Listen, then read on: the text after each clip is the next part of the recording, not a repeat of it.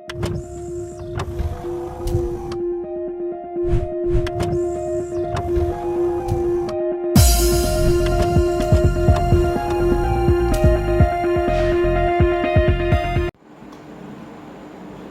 و نصلی علی رسولہ الکریم،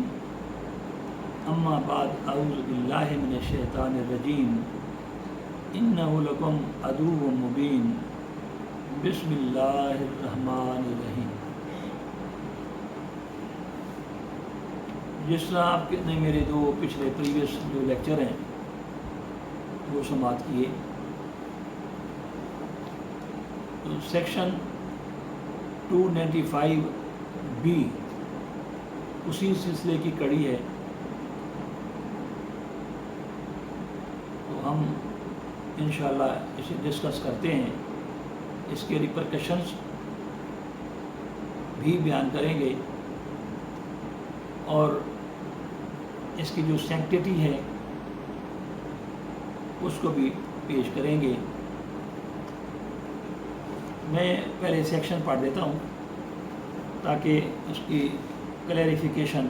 صحیح انداز میں ہو جائے۔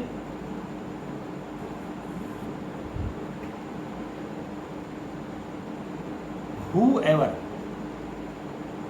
willfully defiles, damages, or desecrates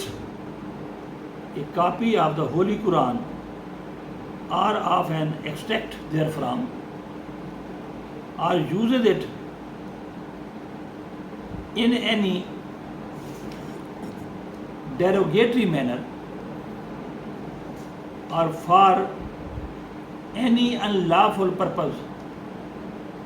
shall be punished with imprisonment for life۔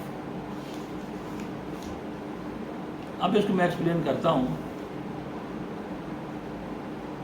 295B جو سیکشن ہے پاکستان پینل کوڈ کا،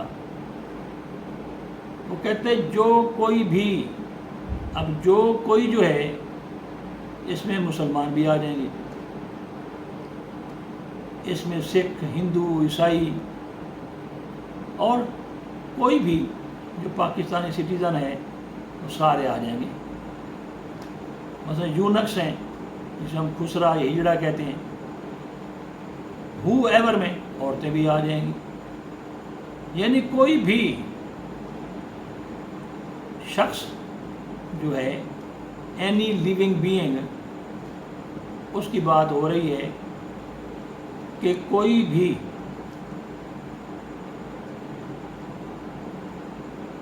جو دانستہ طور پر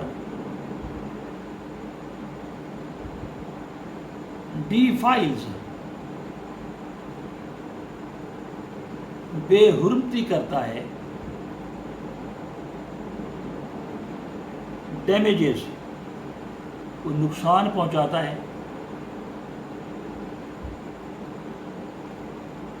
اور ڈیسیکریٹس، اور ناپاکی سے یا بے حرمتی اس کی کرتا ہے، یہ کاپی آف دا ہولی قرآن، مقدس کلام مجید قرآن مجید کی، یا اس کے کسی اقتباس کو، کسی ایک حصے کو، اس کے کسی پورشن کو، کسی ٹکڑے کو، یا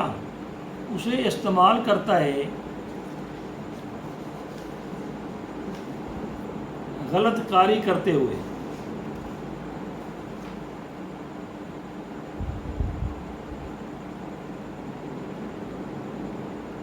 ڈیروگیٹری مینرز کا لفظ لکھا ہوا ہے،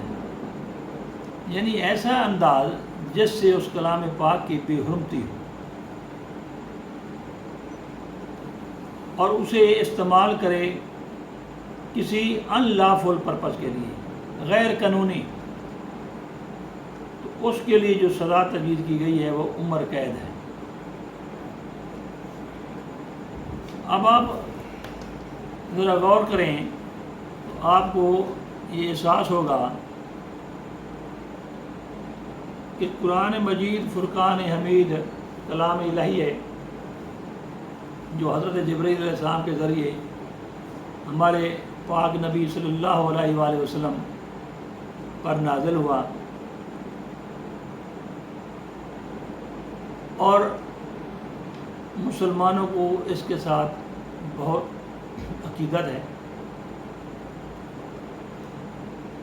دوسرے لوگ بھی عزت کرتے ہیں اس کی حرمت کی، لیکن جو کوئی بھی، اچھا میں یہ بات بار بار جو کوئی کہہ رہا ہوں اس لیے کہہ رہا ہوں کہ کسی کو بھی کوئی پرووک کرتا ہے، ایگ آن کرتا ہے، اکسا دیتا ہے کہ جناب آپ اس قرآن کو نعوذ باللہ لیٹرین میں پھینک دیں، یا گٹر میں پھینک دیں، یا اس کے اوراق ہیں اس کو پاؤں کے نیچے لتاڑ دیں، یا دوران تقریر اس کو نیچے پھینک دیں، یا کھڑے ہو کے اس میں اتنی بے ادبی کریں کہ اس کے ورق چیر پھاڑ کے پھینک دیں،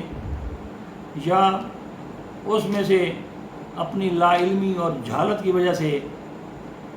کچھ الفاظ کا ترجمہ ایسے کریں کہ نبی علیہ وسلم کی ذات پاک بھی ڈیمیج ہو اور اللہ تعالیٰ کی ذات پاک بھی، اور وہ تشریح کر ڈالیں جس کا اسے پتہ ہی نہیں ہے، اور خام خواہ اس کی بے ادبی اور بے حرمتی کریں۔ یہ جو چیز ہے یہ آپ ذہن میں رکھیں کہ بے ادبی اور بے حرمتی کے بہت سے موڈز ہو سکتے ہیں۔